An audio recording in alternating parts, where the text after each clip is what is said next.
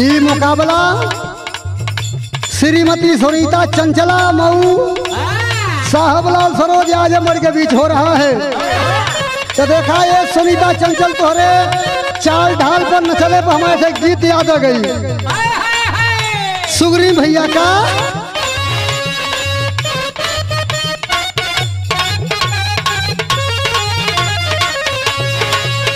अरे नाचेलू कुदेलू तोराइलू तान, अरे नाचेलू कुदेलू तोराइलू तान, छटक छटक के मारेलू सार। एगोरिया पीछा ले जनमा में पनरिया रहलू का, रिया पीछा ले जनमा में पनरिया रहलू का।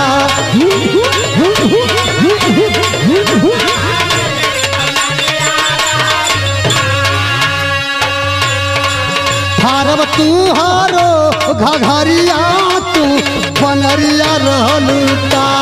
काहे सुरेंद्र भैया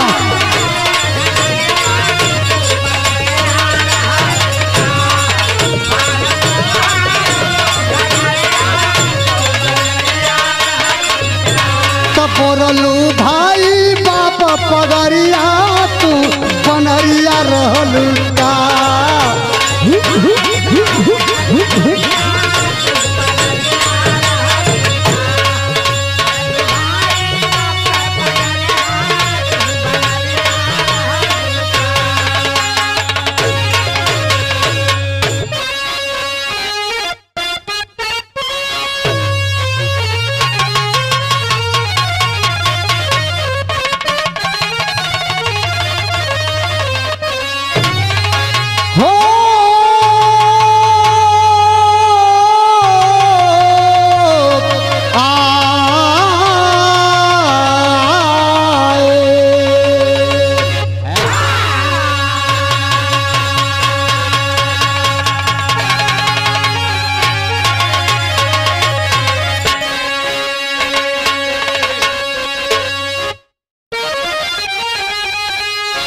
सरजमी की शहादत नहीं चाहिए, अरे जिस जमीन पे जहर अंकुरित हो रहा,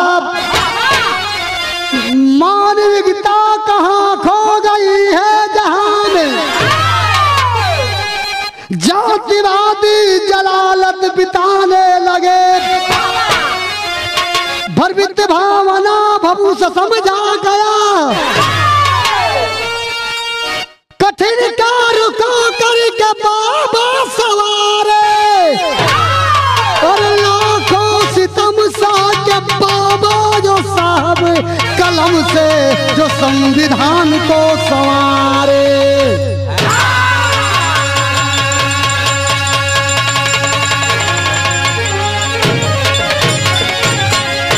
आज हमारे दलित मसीहा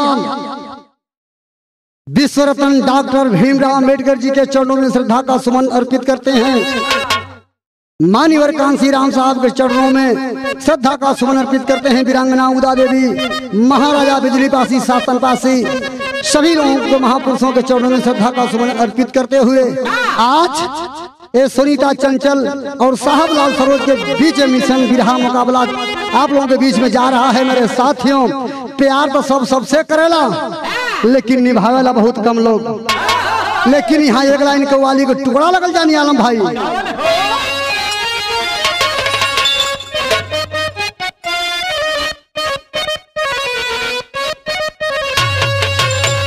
दुनिया में कुल काम करा लो, लेकिन प्यार मत करा। जेके सच्चा प्यार होई, धोखा होई तो झुड़ा के छोहाड़ा हो जाएगा। यही से कहना बा सुनीता चंचल जी का कि अरे मेरे प्यार की, अरे मेरे प्यार की जिंदगी देने वाले, मेरे प्यार की जिंदगी देने वाले।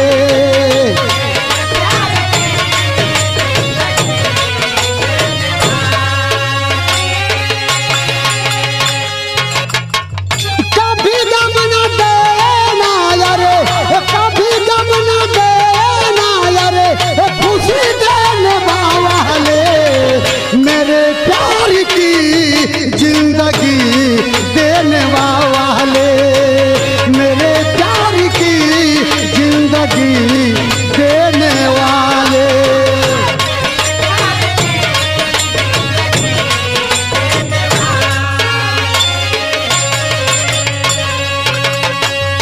लेकिन कवि जी हमारे चंद्रिका जी लिखलन कि आज बाबा साहब की देन है कि प्रधान से लेकर प्रधानमंत्री तक का पद जो हमें और सभी लोगों को मिलता है ये बाबा साहब की देन है। बाबा साहब को पढ़ने नहीं दिया गया, लेकिन बाबा साहब पढ़े। हमारे और आपके बच्चे अगर विद्यालय नहीं जा रहे हैं तो हमारी मजबूरी है, विद्यालयों को भेजना चाहिए, या आधा पेट खाना चाहिए और बच्चों को पढ़ाना चाहिए। लेकिन बाबा साहब के बारे में हमारे चंद्रिका कवि जी लिखलन का दलित देवता हो,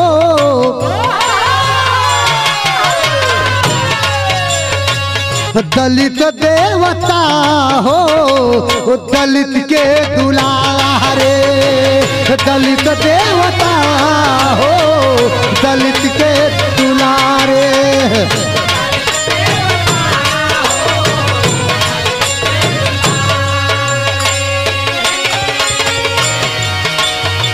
लाखों सितम सहते, लाखों सितम सहते, कलम को सवारे, दलित देवता हो, वो दलित के दुलारे।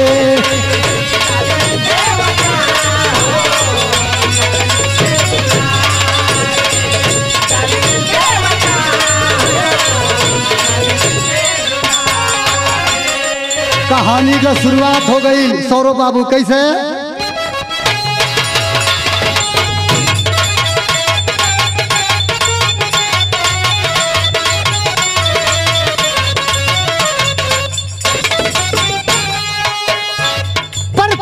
से परेशान हो बर्बाद हो गया, कोई हुआ बर्बाद कोई आबाद हो गया।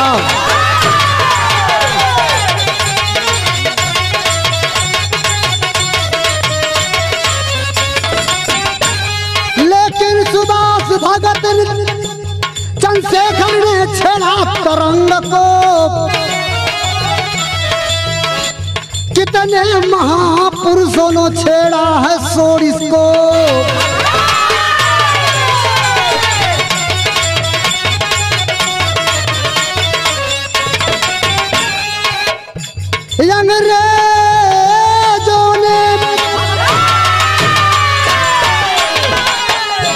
अंग्रेजों ने तंगला कर ऐलान कर दिया, जाएंगे अपने देश पर विधान कर दिया।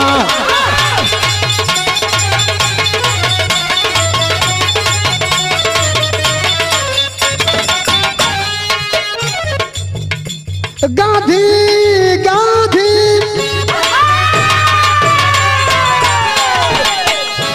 गांधी से कहे हिंद का विधान बना दो, जाएंगे अपने देश संविधान बना दो।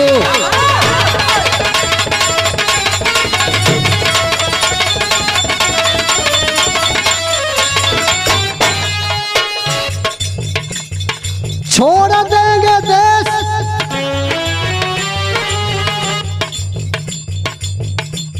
गांधी जी से बताए कि हम तो भारत के क्रांतिकारियों से तंग आकर के हम अपने देश को जाना चाहते हैं, लेकिन हम ये सोचते हैं कि तुम कोई विधान बना दो, संविधान बना दो, ताकि हम लोग देख लेंगे तुम कैसे राजपाट को चलाओगे। लेकिन बड़ी फिक्र जो गांधी नेहरू जनाब को, बाबा साहब के सामने रखे हिसाब को।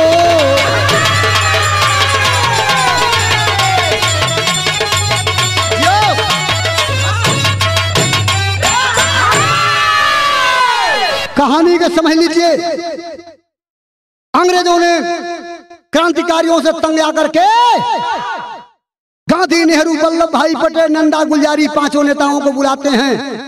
हम तो अपने देश को चले जाएंगे, लेकिन हम ये देखना चाहते हैं कोई संविधान बना दो, विधान बना दो कि तुम लोग राजपाट कैसे चलाओगे। सब कहला बाबा साहब अकेला संविधान थोड़ा बनल रहलन, कमेटी में सदस्य रहलन, तो कहे न तोहना लोग बना के दिखा दे हलन। फिकर बढ़ल गांधी नेहरू वल्लभ भाई पटेल के। ये बाबा साहब के सामने हिसाब रखा गया मेरे साथियों। जब बाबा साहब के सामने हिसाब रखा गया आए है भाई साहब, तो बाबा साहब 24 घंटे के अंदर संविधान का नक्शा और प्रारूप को बना करके दे दिए। 2 साल 11 माह 18 दिन के अंदर संविधान कंप्लीट हुआ मेरे साथियों। आज जब संविधान बाबा साहब बना दिए, नेहरू गांधी जनाब के सामने जब रखलन हन, तब देश में खुशी का लहर चलल। आज जब देश में खुशी का लहर चलल ले जानी आलम भाई, तो यहाँ एक लाइन बड़ी कचाका गीत लगई। सुग्रीव भैया कौन गीत?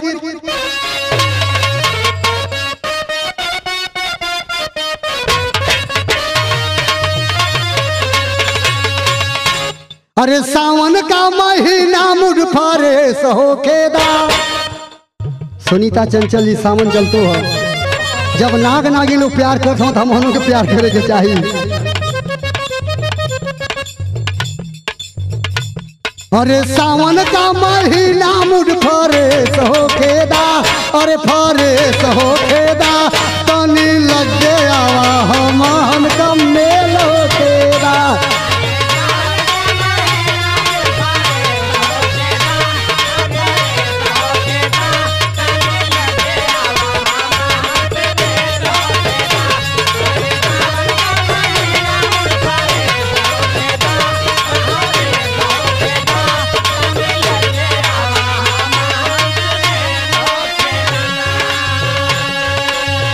यह बाबा साहब से बतावल गई। बाबा साहब कैले का,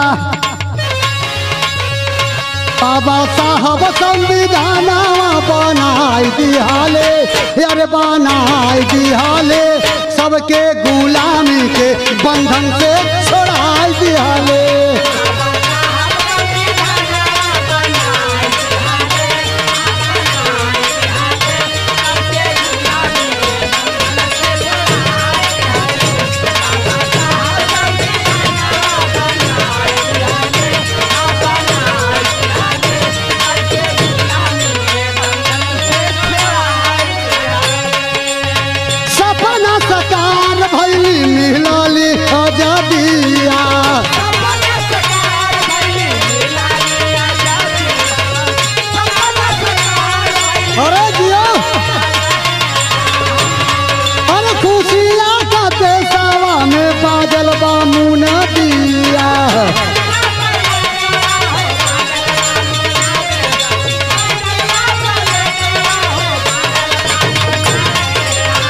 बाबा साहब कैले का, तो सबके गुलामी के बंधन से छोड़ाई दिहाले, यार छोड़ाई दिहाले, अपने देश के जमानामा सजाई दिहाले।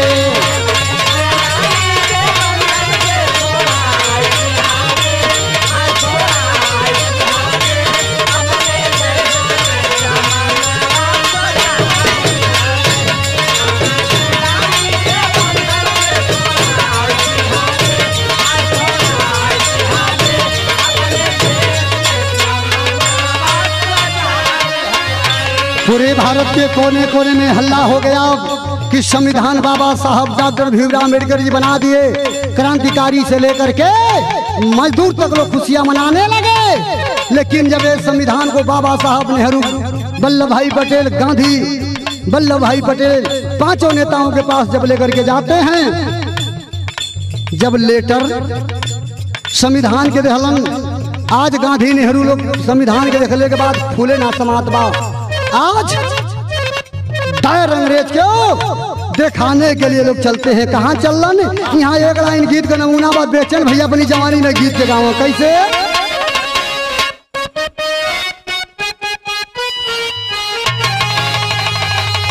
यही के बेचन भैया गाँव कब कबो, अरे देखा ली सिवाना में, अरे जामल रहे रे तोरी, तोर में मोर घुसेला। सुनीता जी, लेकिन जब यही क्यों प्रकाश यादव बिहार वाले बोलन तो तई सब मुर्की देहलन। अरे भैया भौजी घर में सुते, अरे हम सुतिया नानावा, रतियो नाया रे होली दिया, अरे रतियो नाया रे होली दिया, हो जाला दी हानवा, रतियो ना अरे होली दिया।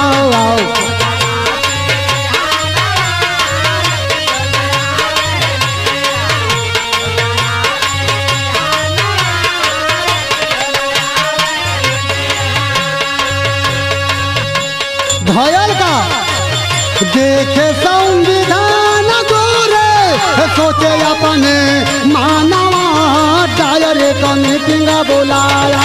ए भैया डायर का मीटिंग बुलाया। पुनादार मानवा डायर का मीटिंग बुलाया।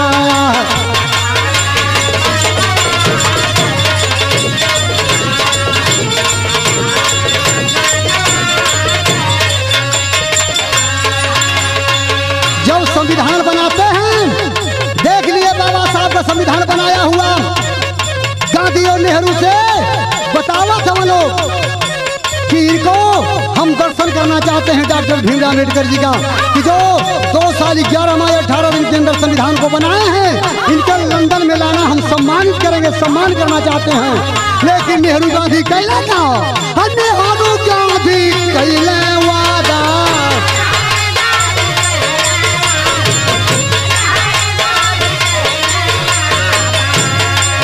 लंदन में बाबा को लाना,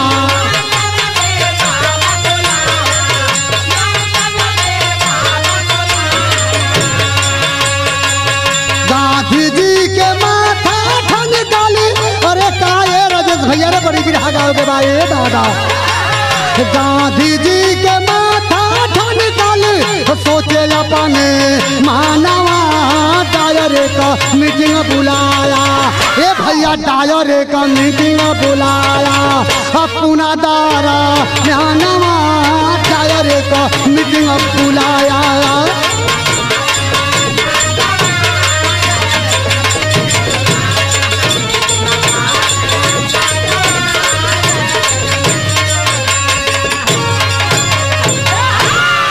संविधान डायर अंग्रेज को दिया गया हमारे हिंदुस्तान के लोगों के माध्यम से, गांधी जी की ओर से। लेकिन अंग्रेजों ने कहा कि अगर कोई भारत में है तो डॉक्टर भीमराव अम्बेडकर संविधान बनाए 2 साल 11 माह 18 दिन के अंदर, तो इनको हम लोग लंदन की सरजमी पर सम्मान करना चाहते हैं। और ये हम लोग जानते हैं कि वो विश्व रत्न डॉक्टर भीमराव अम्बेडकर का हम लोग सम्मान करेंगे। उनको लंदन में लाना और संविधान भी साथ में लाना। नेहरू गांधी सोचत हवन, वल्लभ भाई पटेल नंदा गुजारी के अगर लंदन में पहुंच जाएगा अम्बेडकर, तो जो संविधान में लिखा है पारित हो जाएगा, तो ये दलित चमारों के मुट्ठी में हम लोग हो जाएंगे। लेकिन यहाँ एक लाइन गीत का नमूना लगे, बेचन भैया यही गीत अपने जमाने में गाँव कबो कबो कैसे।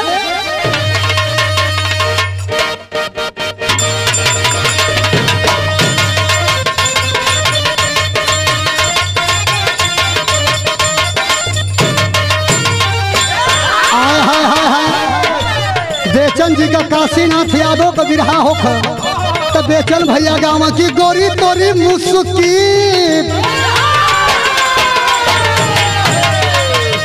अरे गोरी तोरी मुस्की जावनिया हो, तारा बलिया हिलावे।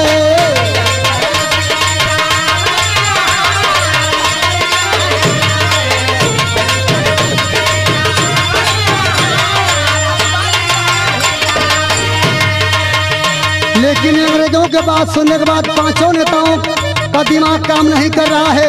बाबा साहब को लंदन में जाना है लेकर के, लेकिन होगा क्या। अरे पगलाई गई अभी मनिया हो,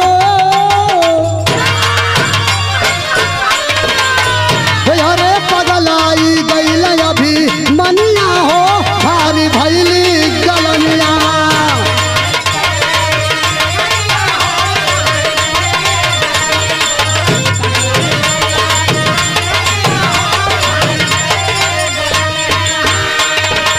आए मेरे दलित समाज के साथियों, 85 के साथियों, गौर करो।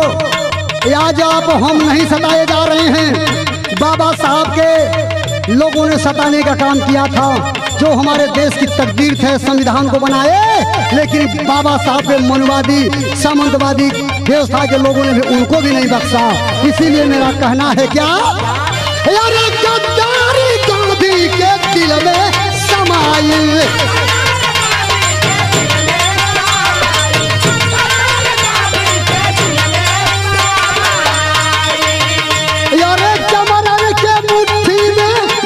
हो जाई हो, भारत हो जाए।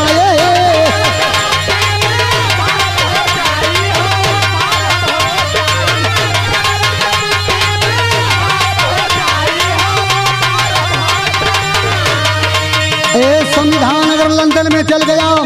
अंग्रेजों के द्वारा ये संविधान पारित हो गया कि चमारों के मुट्ठी में पूरा भारत हो जाएगा, दलितों के मुट्ठी में हो जाएगा। पासी, चमार, धोबी, धरकार, यादव, बहेलिया, जितने 85 के लोग हैं सब लोगों के मुट्ठी में भारत हो जाएगा।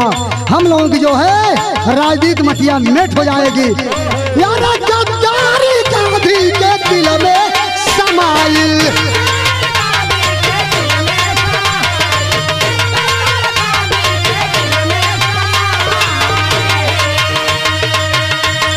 चमरन के मुट्ठी में भारत हो जाए, हो भारत हो जाए।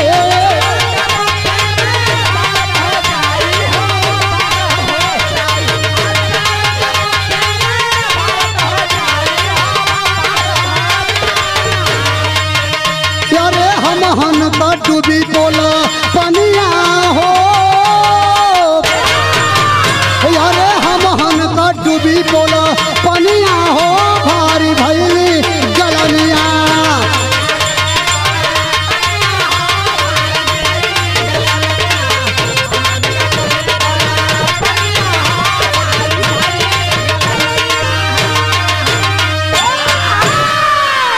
सोच लगे लंदन में जात का चमार अम्बेडकर पहुंच जाएगा, संविधान पारित हो जाएगा तो ये चमारों के मुट्ठी में भारत हो जाएगा।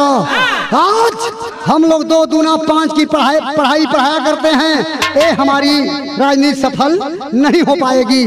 आज कुर्मी चौहान से बड़ा, चौहान यादव से बड़ा, सब लोग अपने अपने बड़कपन में आज धाराशायी होते जा रहे हैं। लेकिन बाबा साहब के साथ मनुवादी ब्राह्मणवादी व्यवस्था के लोगों ने, गांधी, नेहरू, वल्लभ भाई पटेल, नंदा, गुलजारी ने, 5 नेताओं ने गद्दारी करने का काम करते हैं। बाबा साहब के साथ धोखा होता है। लेकिन यहाँ एक लाइन गीत का नमूना बा, बेचन भैया और गीता त्यागी के मुकाबला भल हल तो बेचन भैया एक गीत के गौले हल। कैसे सौरव बाबू?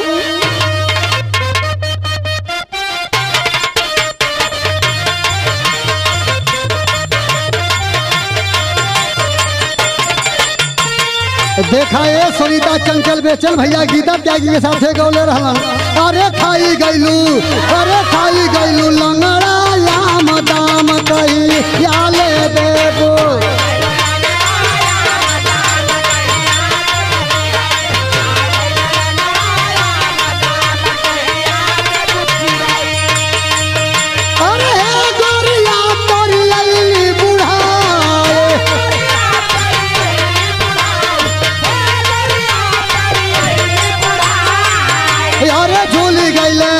अरे झूली गईल गलवा के चाम दाम कहिया ले देबो।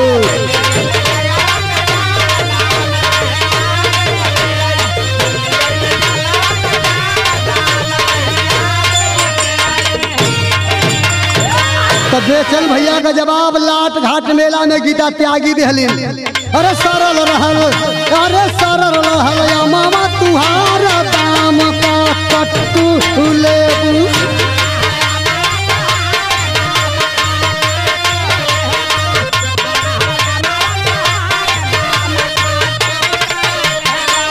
तौले बेचन भैया फिर जवाब देने की गीता त्यागी तू बिहार से आई हो, यूपी का शेर, बिरहा सम्राट ना बल्कि महासम्राट बेचन राजभर जी जवाब दिलन। यही के गीता त्यागी कहली कि तो हम हिजड़ा हजार रियाज मारे कोठरी में।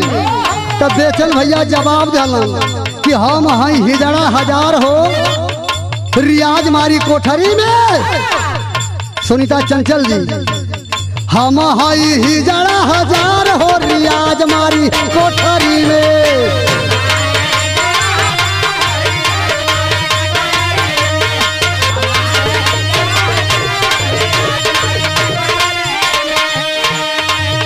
गीता त्यागी के बेचन भैया बतावलन, लेकिन साहबलाल सरो सोनीता चंचल के बतावत हो।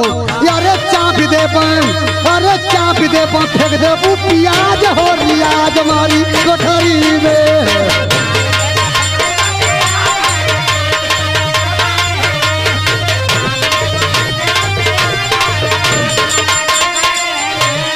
ये भी रहेगा शानदार अम्बेडकर जी के बीच में हो रहा है मिशन गीत, आप लोगों के बीच में जाएगी। लेकिन हमारे बाबा साहब के साथ पांचों नेता करते क्या हैं?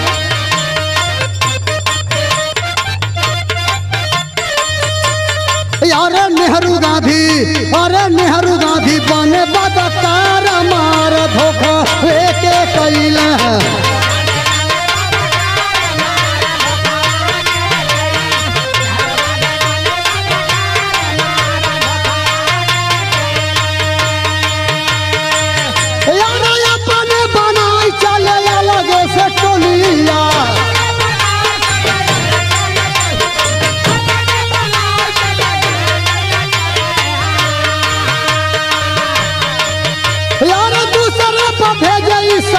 अभिमनिया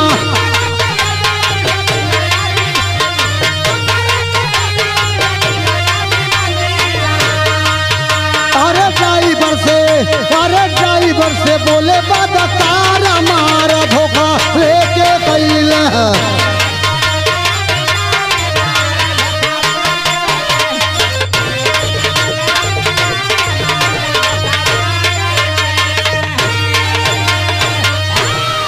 नेहरू गांधी सोचते हैं कि बाबा साहब लंदन में इनको ले जाना जरूरी है, लेकिन उनका जो मिजोरम साइडो था मेरे साथियों, बाबा साहब के साथ 24 घंटा रहने का काम करता था, उसका नाम बताया गया मिजोरम। मिजोरम से जाकर के मिलते हैं पांचों नेता कि बाबा साहब तो लंदन में जाएंगे, लेकिन लंदन में इनको पहुंचने मत देना।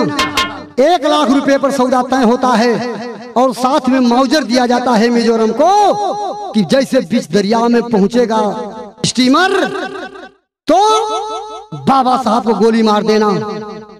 ऐसा ही होता है मेरे साथियों। लेकिन यहाँ एक लाइन गीत का नमूना लगल भैया, कैसे?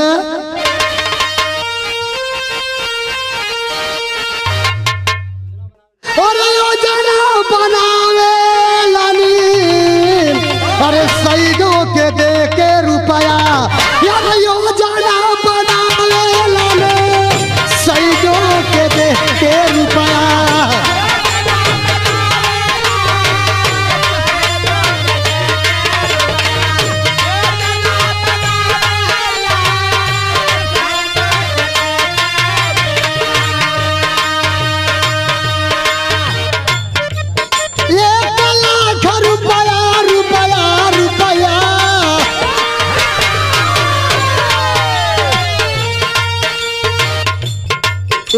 रुपया का गट्ठर साथ में माउजर। बाबा साहब का जब बीच दरिया में जाएगा, दरिया में जब स्टीमर पहुंचेगा गोली मार देना। तब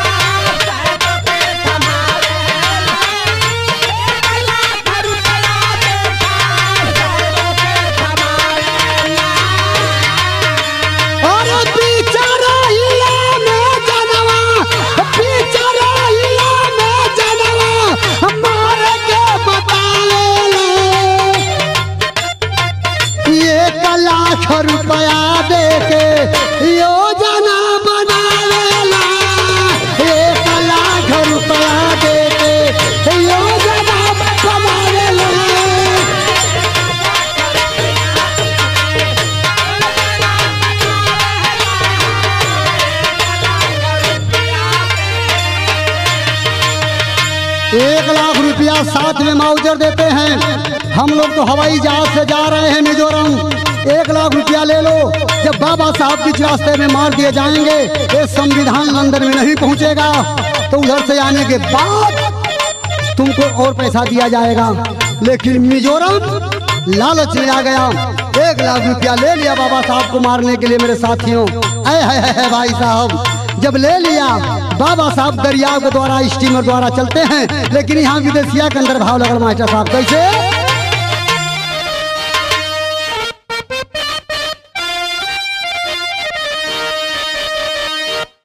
आप बाबा साहब स्टीमर और ये मान लीजिए भोजपुरी में पानी के जहाज सजा रहे थे। आज जिसको हम बता रहे हैं स्टीमर, पहले पानी वाले जहाज से बाबा साहब जाने का काम कर रहे थे। लेकिन मेरे साथियों, जब बीच दरिया में स्टीमर पहुंचा है मेरे साथियों, मिजोरम सोच लिया कि जब बीच दरिया में ये पानी वाली जहाज पहुंची है तो बाबा साहब को गोली मार देना चाहिए, यही विचार कर रहा है। लेकिन बाबा साहब संविधान के वही पानी वाले जहाज स्टीमर पर रख के समुद्र के लहरी की मजा ले रहे हैं कि क्या समुंदर है, क्या हवा बह रही है। तब तक पुरुआ बहे लगल। पुरुआ जब बहे लगले बाबू, संविधान का पन्ना फर फर फर फर उड़ने लगा। जा करके मिजोरम संविधान को पकड़ लिया, पन्ना को तैयार करके पहले पन्ने पर जब देखता है तो एक अजीब चीज दिखाई देलस। यहाँ विदेशिया के अंदर भावा कैसे?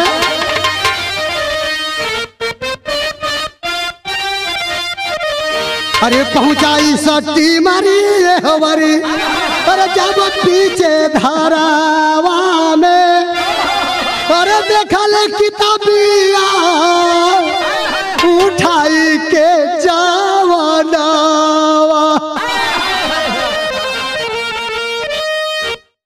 किताब उठा के संविधान वाली देखलन तो बाबा साहब संविधान के पहले पन्ने पर मिजोरम का नाम लिखे थे।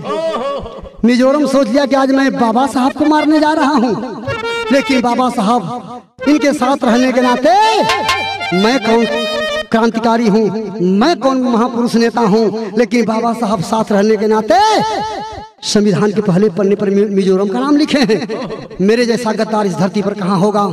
मैं बाबा साहब को गोली मारने के लिए जा रहा हूँ। दुनिया जमाने के लोग मुझको गद्दार कहेंगे, लेकिन अरे हमारे पीछे धारावा में पहुंचल जहाजिया हो, अरे देखा किताबिया उठाई के जुनवा। करी जोरा बोला सईडो बाबा से बचनिया हो,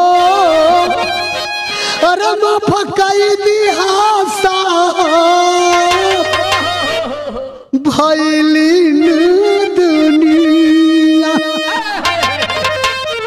अरे क्या बोल रहे हो, क्या गलती हुई है? आओ मेरे गले से लग जाओ मेरे भाई, तुम तो मेरे दहनी बाँ हो। नहीं है साहब, गलती हो गई। ये ब्राह्मणवादी, मुनवादी, गांधीवादी देखा 1 लाख रुपया का गट्ठर और साथ में माउजर दिखावे लगलन कि आपके गोली मारे खातिर देहलन कि बीच दरिया में जब पानी वाला जहाज स्टीमर पहुंचेगा तो गोली मार देना।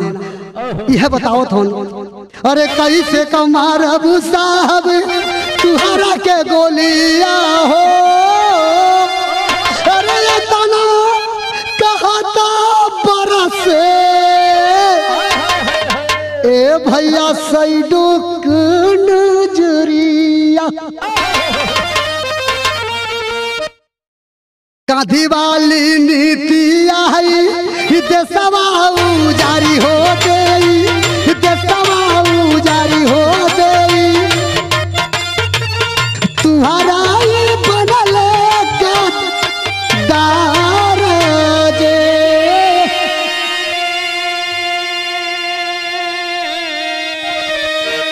ए साहब हमके माफ कर दा, गोली ना मारब तो रुपया मिजोरम के दे देहलन। गोली मारना है माउजर और रुपया गट्ठर दे दिए। बाबा साहब बतावत हूं कि ऐसा मत करना, घबराओ मत मेरे साथी, कोई गद्दारी नहीं हुई है। लेकिन मिजोरम बतावत हूं कि साहब ये धरती पर हम जिंदा ना रहल चाहते हैं, ये नाते कि दुनिया जमाना के लोग हमके गद्दार कहीं हन। लेकिन बतावत हूं यहाँ एक लाइन गीत लगल सौरो बाबू कैसे?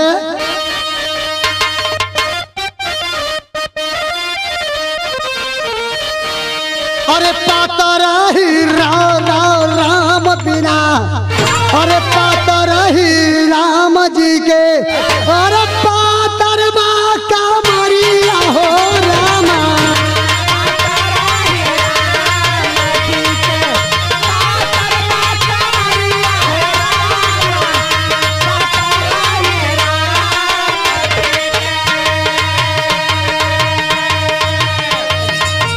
लेकिन आज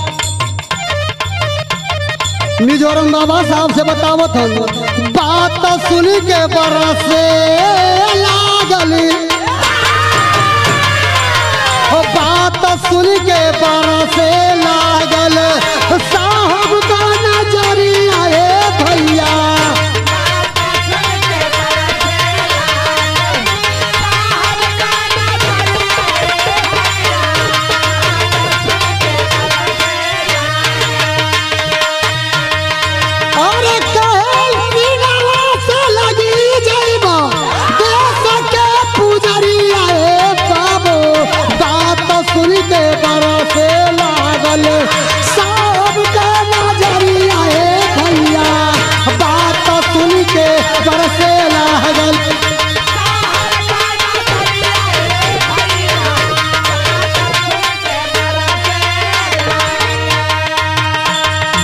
सुन के बरसे लागल साहब का नजरिया ये भैया।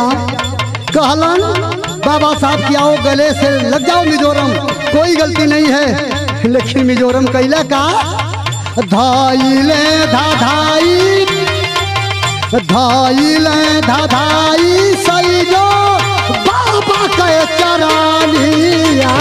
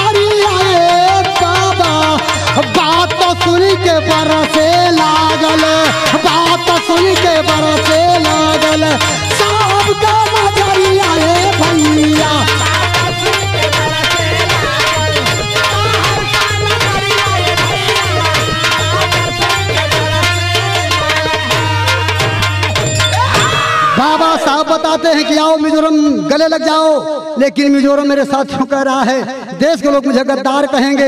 एक बात और बड़ी ऊंची बतलाया मिजोरम, क्या? अरे माउजर उठा के सईदो सीने में लगाया,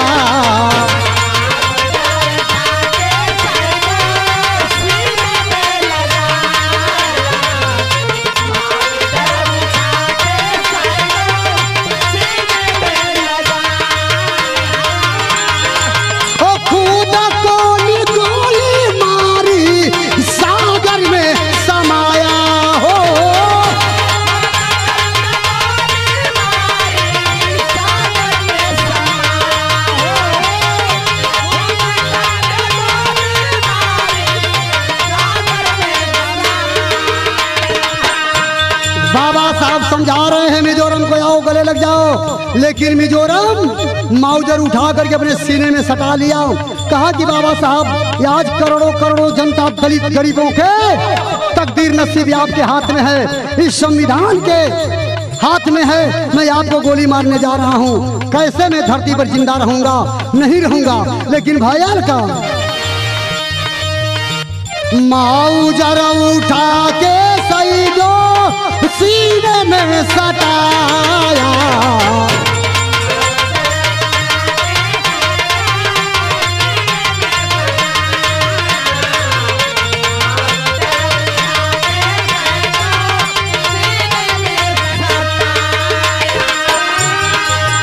कूद को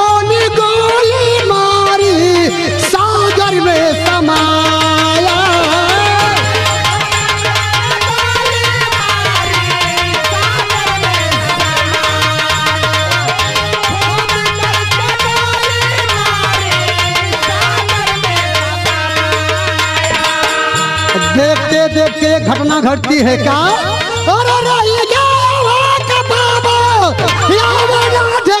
अरे बाबो बात सुन के बरसे लागल, बात सुन के बरसे लागल, सबका नजरिया है भैया, बात सुन के बरसे लागल।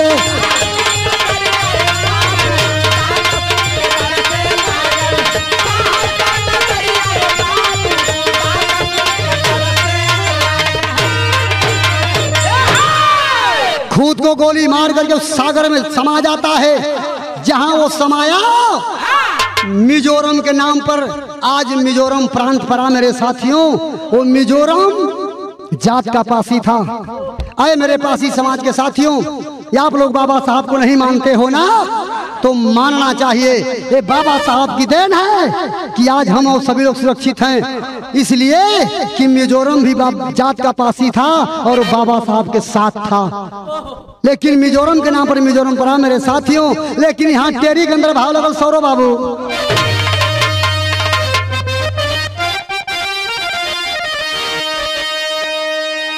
अरे नवरिया कवने खाते पर लगी तक सवा लूटन बाटा के सवा का पुजारिया। मिजोरम तो खुद को गोली मार करके दरिया में समा गया। बाबा साहब पानी वाली जहाज से धीरे धीरे लंदन पहुंचने का काम करते हैं। अबे पांचों नेता तो लंदन में पहुंच गए, लेकिन अंग्रेज परेशान हैं। पूछना शुरू करते हैं पांचों नेताओं से, अरे बाबा साहब कहाँ रह गए? घर वालों आंसू बहा रहे हैं। गांधी, नेहरू, वल्लभ भाई पटेल, नंदा गुलजारी लोग क्या अंग्रेज पूछ रहे हैं। यहाँ झटपट के अंदर भाव लगल।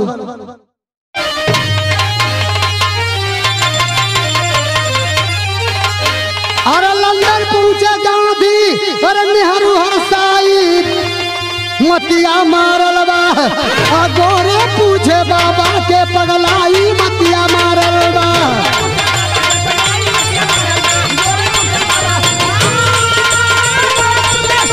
अरे जियो से जियो।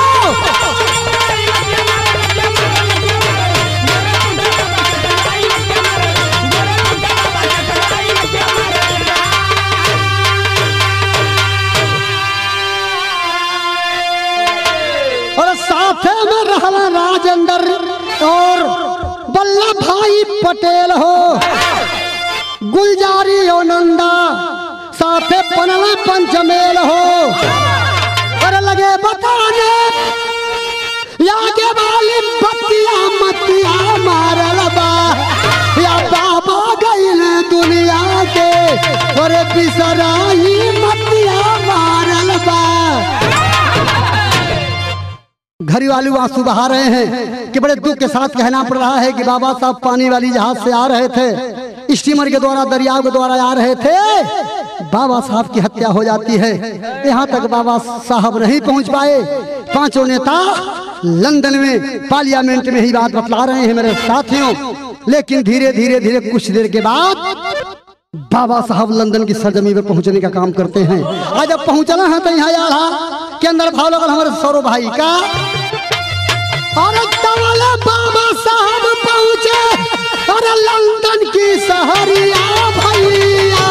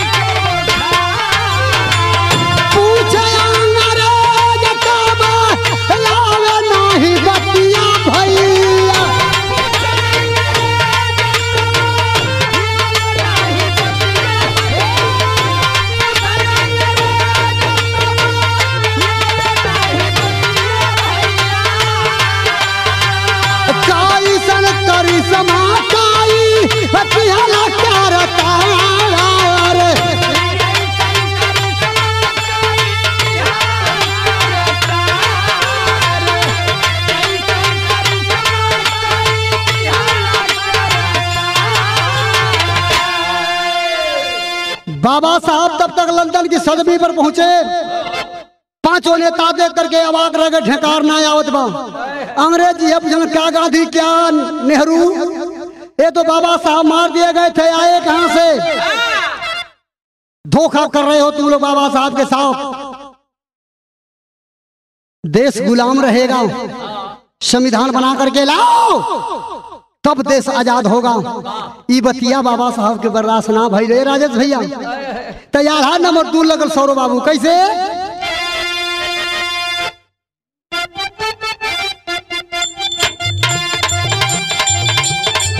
अरे कहे अंग्रेजी गुलाम रहा देसावा, अरे कहे अंग्रेजी गुलाम रहा देसावा, यार जवल ना बना के हो देवा संविधान।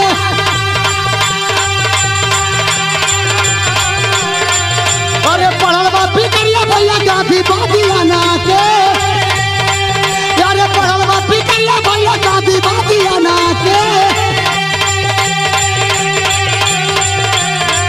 अरे बाबा से भैया हो मांगे क्षमदान। अरे बोले बाबा साहब हो बताई के धीरा जावा, अरे बोले बाबा साहब हो बताई के धीरा जावा। अरे हम ही हो लेके भैया यही संविधान। अरे कैसे भुलाए अपने देश का प्रीतिया, यार पांचों नेता साथे बाबा आए हिंदुस्तान।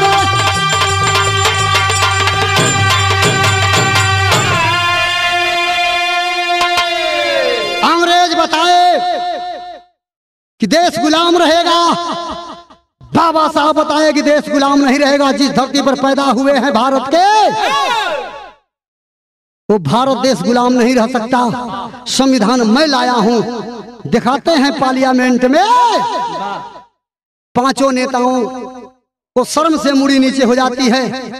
बाबा साहब पांचों नेताओं के साथ लंदन से जब भारत की सरजमी पर आते हैं, पूना पैट आप लोग पढ़े होंगे, तालाब में पानी नहीं पीने दिया जा रहा था। पक्षी पी सकते थे, जानवर पानी पी सकता था, लेकिन दलित चमार पासी शूद्र समाज का कोई पानी नहीं पिएगा। पूना पैट में बाबा साहब पानी पीने का काम किए, लाठी खाने का काम किए। याद तो हमान के फ्रिज का पानी भी ना निकला था। बाबा साहब जौन कैलन उनके बतौले पर तनिको हमन चल दिया जाए तो हम फिर गुलाम भैले के नौबत ना आई। ये हमारा संविधान भी खतरा में है, हमारे दलित समाज के लोग खतरा में हैं, 85 के लोग खतरा में हैं। हमें और आपको जागना पड़ेगा। लेकिन जब बाबा साहब लंदन से भारत की धरती पर आए, दलितों की दशा देख करके बर्दाश्त नहीं कर पाए मेरे साथियों। लेकिन यहाँ आखिरी लाइन में भाव आ कैसे?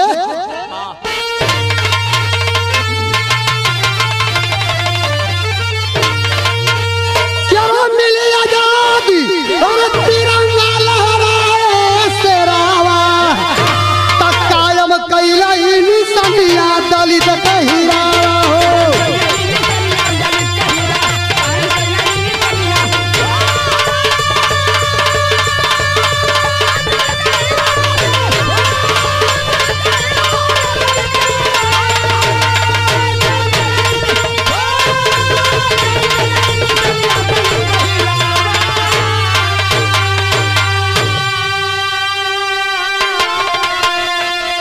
भड़क उठे बाबा लंदन से जब आए हिंदुस्तान, और दलित की दशा और तब दैनिक हुआ परान। तयापन मांगे चमदिस्तानवा दलित के हीरावा।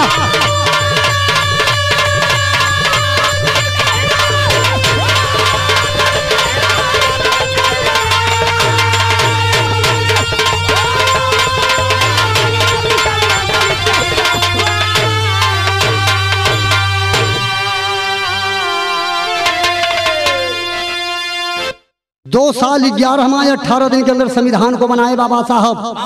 देश आजाद हुआ मेरे साथियों। लेकिन गांधी, नेहरू, वल्लभ भाई पटेल से जब देश भारत और पाकिस्तान का बंटवारा होने लगा मेरे साथियों, तो जिन्ना साहब के कहने पर यही गांधी पाकिस्तान को अलग कर दिए।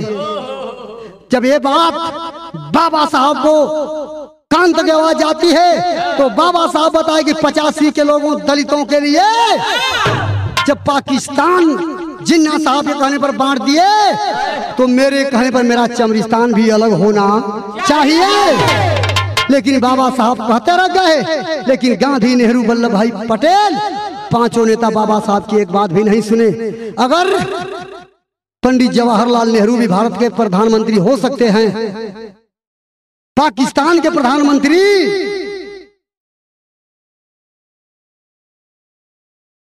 नवाब शरीफ हो सकते हैं, तो जब चमरिस्तान अलग हुआ होता तो बाबा साहब भी प्रधानमंत्री बन सकते थे। इसी जगह बाबा साहब साथ पहले धोखा होता है मेरे साथियों। लेकिन भयल का बाबू 2 साल 11 माह 18 दिन के अंदर ही और लिख डाले संविधान। और आप खुशी मनावे हिंदुस्तान तो गदगद भइले ज्ञानी गधिया दलित के हीरावा। लेकिन बाबा साहब लड़ाई लड़ते लड़ते इस दुनिया को छोड़ करके गए। आजाद तो हुए हम लोग, लेकिन 85 के लोग आजाद नहीं हुए हैं। इसलिए आजाद होते तो हमारे दलित समुदाय के साथ किसी महिला के साथ अगर अत्याचार बलात्कार होता है तो लोग बताते हैं कि दलित पीड़ित महिला के साथ बलात्कार हुआ है। ये नहीं कहते कि हिंदू महिला के साथ अत्याचार बलात्कार हुआ है। सौरव बाबू, वोट देने के लिए हम हिंदू बनते हैं और जब काम पड़ता है तो हम दलित हो जाते हैं, अदर बैकवर्ड हो जाते हैं, बैकवर्ड हो जाते हैं, अल्पसंख्यक हो जाते हैं जानी आलम भाई। लेकिन बाबा साहब इस दुनिया को छोड़ करके चले गए तो कब गए?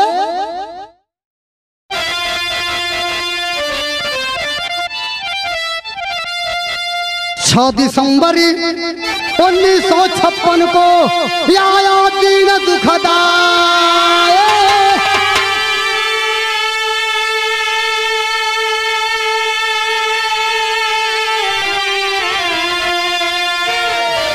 अरे छोड़ के पिया पंछी बादल और कम की पदरी छाए।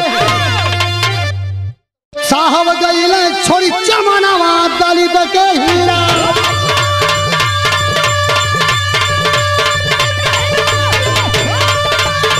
अरे जियो से जियो।